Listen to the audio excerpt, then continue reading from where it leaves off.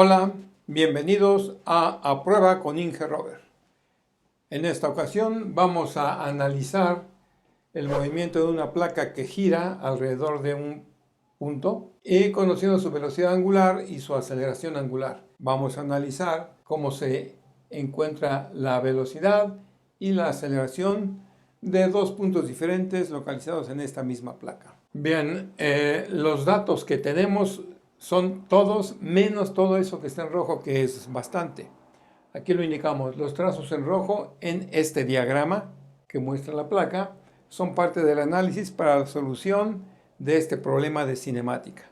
Lo que hacemos con este método, que es un método semigráfico, es indicar las características cinemáticas de la placa y de los puntos que nos interesan, es el punto A y el punto B, tomando como base los datos de velocidad y aceleración angulares. Aquí están indicados.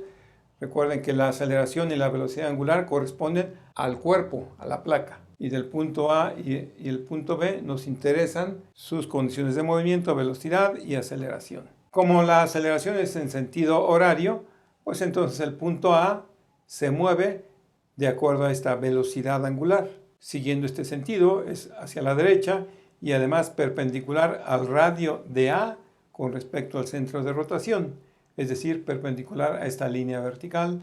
La velocidad de A es horizontal. La aceleración tangencial pues es congruente con la aceleración angular del cuerpo. Si la aceleración angular va en sentido antihorario, pues la aceleración tangencial de A es de acuerdo a ese sentido y perpendicular a la recta o a el radio de A con respecto al centro de rotación. Y la aceleración normal, como ya saben ustedes, siempre va dirigida hacia el centro de rotación. Es la componente de aceleración que ocasiona el cambio de la dirección del movimiento del punto A de acuerdo a los análisis de cinemática. Ahora, para el punto B es algo similar. La velocidad de B congruente con la velocidad angular, perpendicular al radio de B con respecto a O, a la línea OB. La aceleración tangencial también va de acuerdo a la aceleración angular, al igual que fue acá en el punto A, y la aceleración normal del punto B va dirigida hacia el centro de rotación del cuerpo. Bien, aquí ya se aprovechó para trazar cómo quedaría la aceleración total del punto A, que es la resultante de la aceleración normal, y aceleración tangencial de ese mismo punto. Lo mismo para el punto B, la aceleración de B es la resultante de la aceleración normal y tangencial de ese mismo punto. Esto es una parte muy importante en este tipo de análisis. Si no hay un diagrama que se pueda entender, pues entonces no se puede encontrar la relación de los cálculos que se van a hacer con respecto al diagrama y puede haber incongruencias. Empezamos pues ya con el análisis numérico.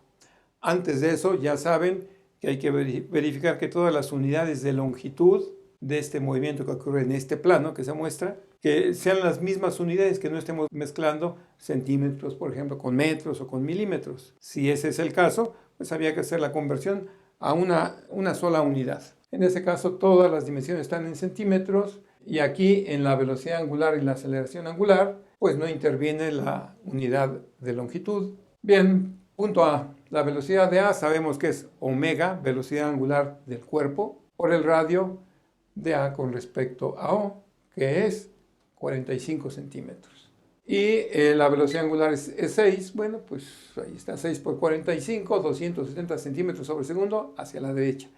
Ya se tiene uno de los resultados de lo que nos piden calcular, velocidad de A. Ahora vamos a calcular las dos componentes de aceleración normal y tangencial de ese punto. La aceleración normal la podemos encontrar con velocidad angular al cuadrado por el radio, velocidad angular 6 radianes sobre segundo al cuadrado por 45, 1620 centímetros sobre segundo al cuadrado. Hacia abajo, verticalmente hacia abajo, la aceleración normal de A. Aceleración tangencial, pues es aceleración angular del cuerpo por el radio AO, 4, tenemos acá ese dato, por 45, 180 centímetros sobre segundo al cuadrado. El sentido de estas aceleraciones lo tomamos del diagrama que se hizo previamente en la primera parte del análisis. Lo que queremos es la aceleración total de A, o aceleración absoluta, que es la resultante de estas dos componentes, hacemos el diagrama que muestra las dos componentes en la posición en que sabemos que va a estar. Y esta es la resultante que se calcula pues con la raíz cuadrada de la suma de los cuadrados de los catetos digamos en este triángulo,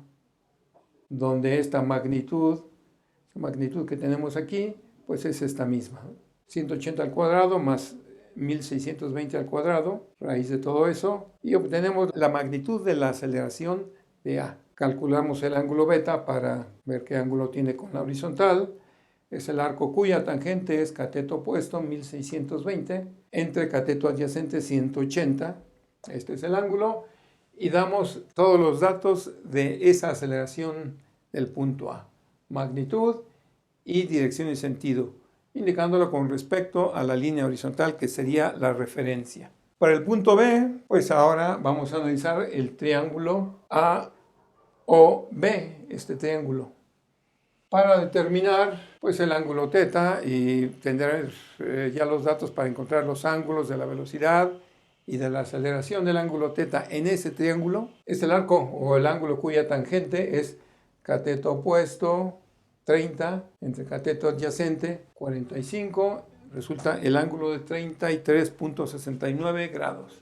La distancia BO, que sería el radio de B con respecto al centro de rotación, pues es la raíz cuadrada de la suma de los cuadrados de los catetos de ese triángulo, es esta distancia, y con ello calculamos la velocidad de B, la magnitud de esta velocidad de B, que sería, pues ya conocemos esta ecuación, omega velocidad angular por el radio del punto B con respecto a O. Y obtenemos el valor de que la velocidad de B es de 324.5 centímetros sobre segundo. Y ya conocemos el ángulo, es el mismo ángulo θ que forma esta línea que es perpendicular a este radio con la horizontal. Y aquí se explica sin decirlo, la misma trigonometría lo explica que este ángulo es θ, este otro en el triángulo rectángulo que analizamos al inicio del punto B es 90 menos θ, es el complemento de θ, y entonces este otro ángulo, ya que los dos formados por la aceleración normal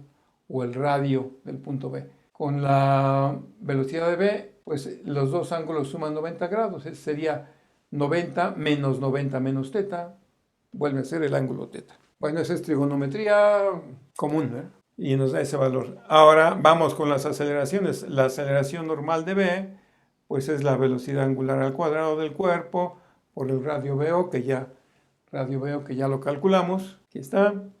Y obtenemos ese valor con esa dirección y sentido de la aceleración normal.